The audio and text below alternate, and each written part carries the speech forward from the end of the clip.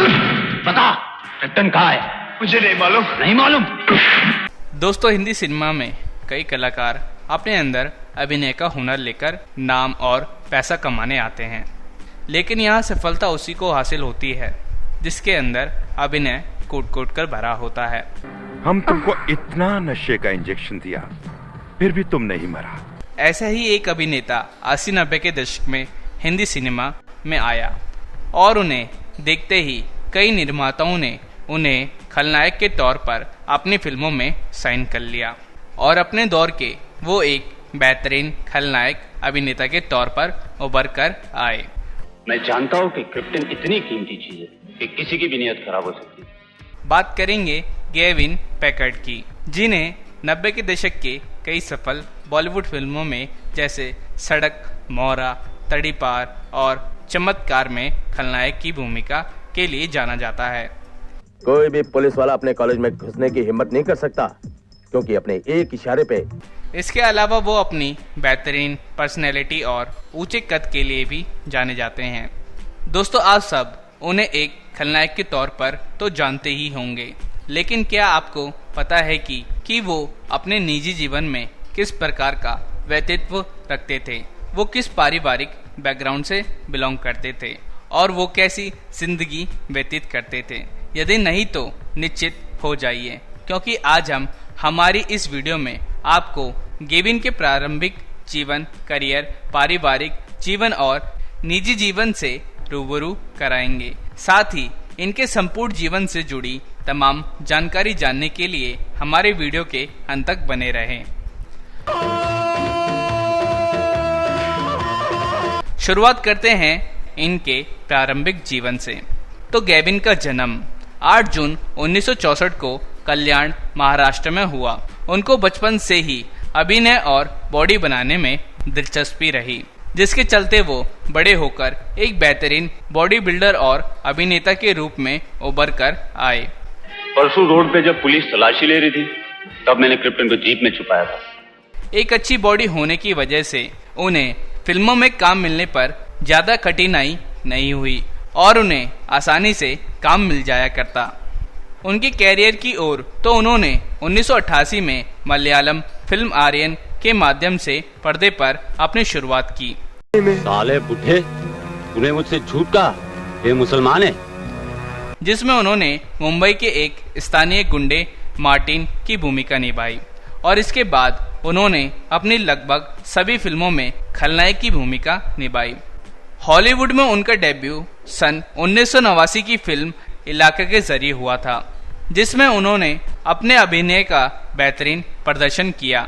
उस वर्ष उन्होंने पद्म राजन के सीजन में का चरित्र भी निभाया, जो कि यकीनन उनके कैरियर का सर्वश्रेष्ठ प्रदर्शन था।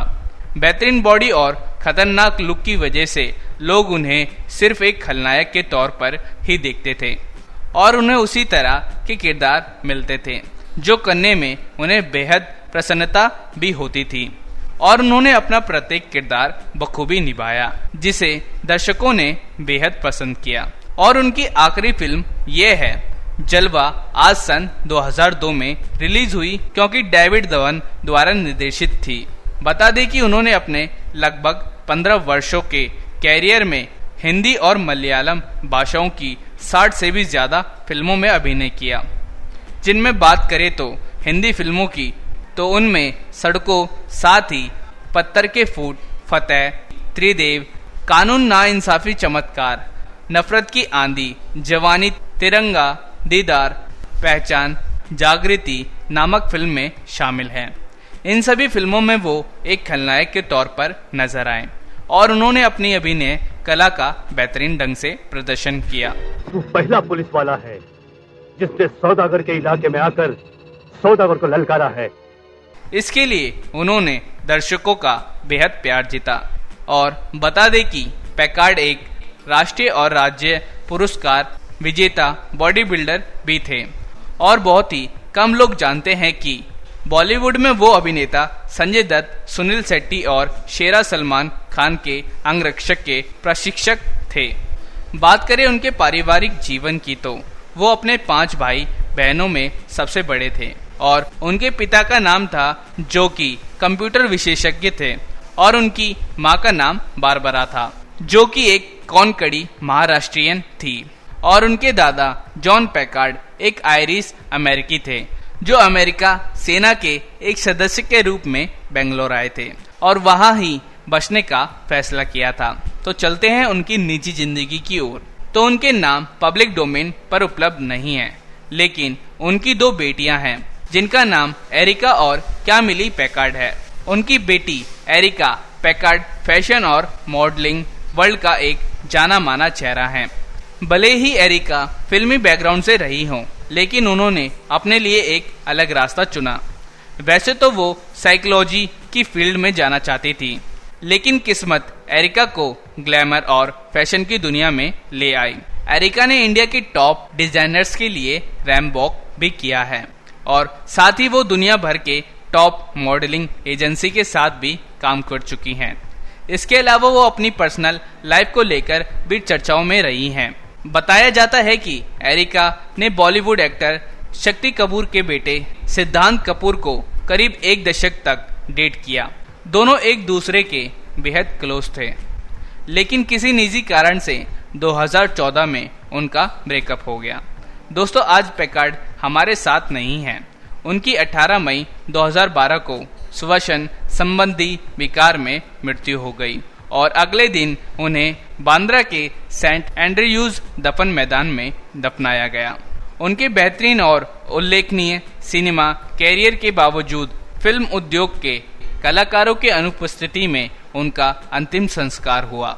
रिपोर्ट के मुताबिक कहा जाता है कि केविन का कल्याण फ्लावर मार्केट में बाइक चलाते समय एक्सीडेंट हो गया था और उस हादसे में वो गंभीर रूप से घायल हो गए थे, जिसके बाद वो फिल्मों से दूर हो गए और किसी को भी उनकी इस हालत का अंदाजा नहीं था, जिसके कारण कुछ समय बाद वो हम सभी को अलविदा कह गए।